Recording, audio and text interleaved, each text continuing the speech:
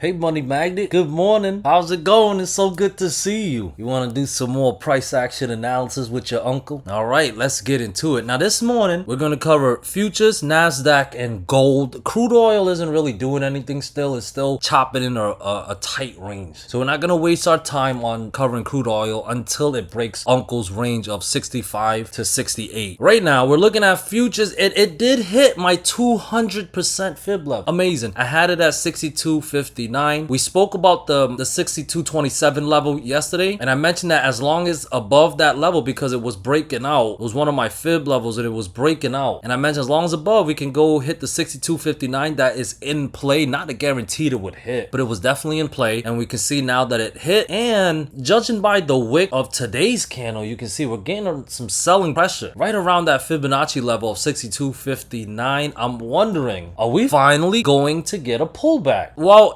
if we just pay attention to the levels, you know, Uncle's going to say I wouldn't favor a pullback unless we get a false breakout setup. And what level needs to break down for the false breakout setup? 62.27. It was a fib level. However, we need to look at the high of last Friday's candle as well, which was around 62.39. And as of this morning, that area is trying to serve as a buy zone. This morning's low was around 62.36, but it's still just above last Friday's high. So that 62.39 level must be watched this morning, because if it fails, we're likely heading back down to 62.27 for the pullback. And if we want a bigger pullback, obviously 62.27 needs to fail. And to keep it simple, if we want more upside, 62.59 must clear and we should head up to new all-time highs. But I do believe that it is worth mentioning, worth noting about the RSI. We have a situation with the RSI here. Now, if I make the RSI a little bigger, here we go. You can see there's a bit of a divergence. It's a bit of a divergence. Now, you can look at this pivot high over here. Let me turn that to yellow. Look at that pivot high right there. You notice that's the last pivot high, and you see how much overbought the RSI was. You see that, right? And then you see that futures is much higher with this current high that we're dealing with, and the RSI isn't as high. You notice that. So that's, a lot of you guys will know that right there is a divergence. In this case, in this context, it would be considered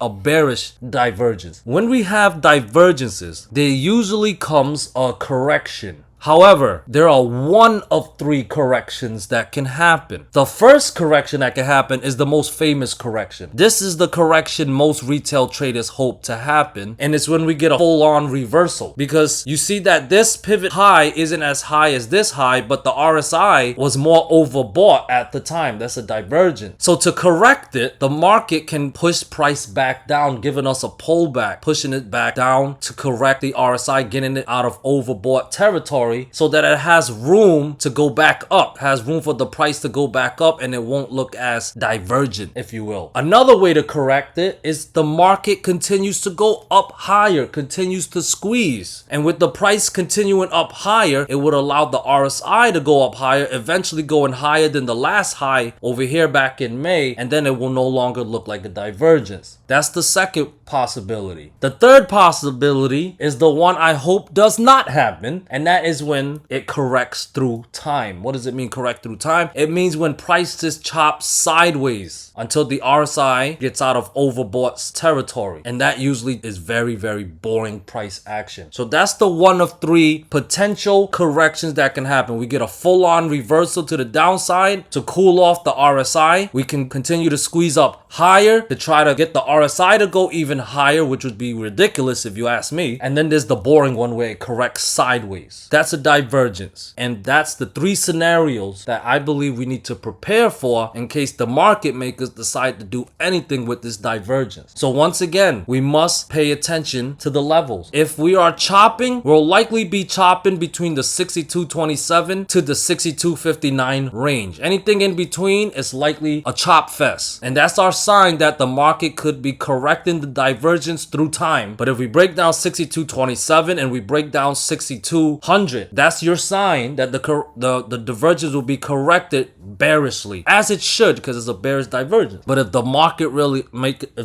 makers really want to piss people off, they can always correct it by pushing price even higher, breaking that 62.59 level and setting us up to potentially the next fib level that's all the way up at 64.70 plus. That would be just crazy. But it won't be possible unless 62.59 clears. Do we understand where we are on futures right now? Watch out for that divergence. Let's see how it gets corrected and react to it unbiasedly. Here is the NASDAQ. NASDAQ has a similar situation where there's a divergence here, a bit of a divergence. Will it correct itself? How will it correct itself? If it's going to be bullish, 22,877 needs to clear and 22,935 needs to clear. And we can head on up to new all-time highs again, possibly pushing the RSI even more into overbought territory. If we are to pull back, 22,737 must fail. 22,737. This also a support at 22,825. So two support, 22,825 and 22,737. If both those levels can fail, I would favor a pullback. The divergence corrects itself bearishly. But if it's chop, I would assume the chop range. Well, I would watch yesterday's range. Yesterday's range is about 22,751 low up to 22,935. Watch that range. Anything in between that, potential chop. Are we on the same page? Awesome. Let's move on to gold. This is the last one. Now, while NASDAQ and futures technically has been giving us new highs lately, gold, it's also gave us a nice bounce as well to the upside. It's also looked a little bit bullish these last couple of days. Context is important because this came after, wow, a couple of weeks of pullback, and it's been a strong last couple of days being bullish to back test the 20 DMA. We noticed that we broke down the 20 DMA on the 24th of June. Here we are back testing it. Where's that level at? 33.50. I'd round it to 33.51. Okay, 33.51 needs to clear to recapture the 20 DMA, but bulls still have more work to do. I have a fib level at 33.75. 33.75 also must clear for me to be bullish and favor some more upside back to all-time highs is a big possibility. So if you're a bull, the 20 DMA and the fib level at 33.75 must clear. If we are to get bearish and trust a rejection from the 20 DMA as usual, I need to see support level fail. A support level fail, and I do have support at 33.25. 33.25 fails, I'll trust the rejection from the 20 daily moving average, and I would favor we drop down to 32.86, 32.46, and big possibility of 31.91. I hope you got that. I hope that made sense. I hope you found value in this morning's video, guys. Good luck